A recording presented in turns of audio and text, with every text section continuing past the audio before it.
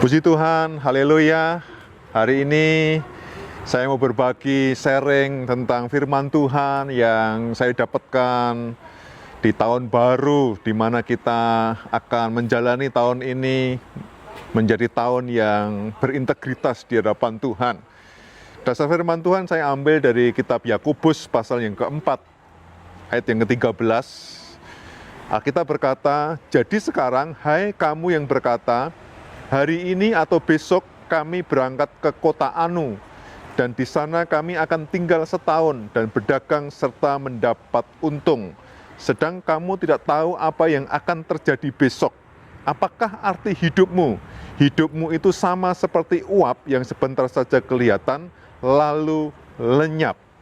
Garis bawahi kata apakah arti hidupmu. Jadi kalau kemarin tahun 2020 kita sudah menjalaninya dan mungkin ada yang sukses, ada yang mungkin yang gagal. Pertanyaan saya adalah, apakah arti hidup kita sebenarnya? Sehingga kita bisa menjalani di tahun 2021 ini dengan baik dan benar.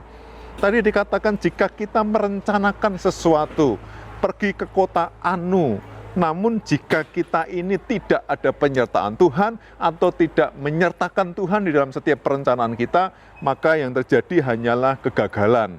Di sini dikatakan kerinduan kita adalah untuk mendapatkan untung sebenarnya. 2021 ini setiap saudara pasti punya kerinduan untuk untung, untuk sukses, untuk kita hidup bisa menjalani dengan baik dan benar. Namun apakah effort kita atau usaha kita sudah membuat diri kita beruntung atau tidak? Salah satu ayat yang kita bacakan tadi adalah jika Tuhan menghendaki. Itu kalimat yang penting buat kita. Sehingga bukan apa yang kita kehendaki, namun yang Tuhan kehendaki. Apa sih yang Tuhan kehendaki dalam kehidupan kita? Yaitu menjadi alat bagi kemuliaan nama Tuhan atau dipakai sebagai alatnya. Sehingga setiap proses kehidupan kita, apapun yang akan kita rencanakan, semuanya menyenangkan Tuhan atau tidak.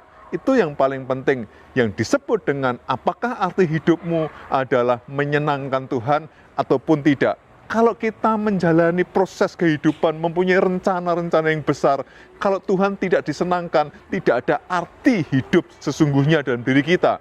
Karena arti hidup yang sesungguhnya adalah Tuhan disenangkan. Jangan pernah menyenangkan hanya untuk diri kita, tetapi menyenangkan Dia. Standar menyenangkan Tuhan tentunya ketaatan kita terhadap firman Tuhan. Kalau kita taat kepada firman Tuhan, itulah kesukaan Tuhan, di mana kita hari ini bisa melakukan pekerjaan Tuhan yang sudah menjadi dasar dalam kehidupan kita, yaitu firman Tuhan yang kita renungkan setiap hari.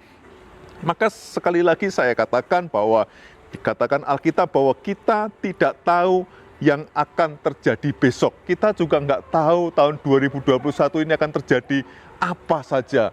Sampai Desember nanti kita juga nggak tahu apa yang terjadi. Kalau kita semua tidak tahu apa yang akan terjadi besok, berarti apa yang harus kita lakukan? Berarti kita harus bertanya kepada siapa yang tahu terjadinya besok. Yang tahu terjadinya besok itu hanyalah Tuhan. Tidak ada yang lain. Setan pun nggak tahu terjadi besok kayak apa. Rahasia besok itu hanya ada pada Tuhan. Maka kita perlu bertanya kepada Tuhan. Inilah yang disebut bahwa sedangkan kita tidak tahu apa yang akan terjadi besok. Oleh sebab itu saya ulangi lagi. Kalau kita nggak tahu apa yang akan terjadi besok, jelas kita harus bertanya kepada Tuhan yang tahu kejadian-kejadian yang akan terjadi besok.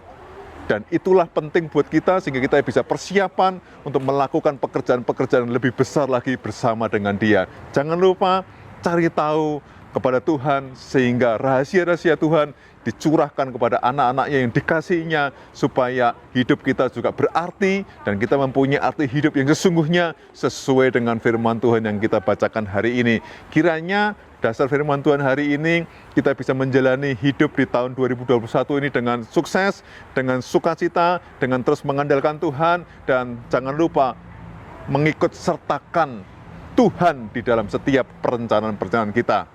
Tuhan Yesus memberkati Bapak Ibu Saudara semuanya. Haleluya. Amin.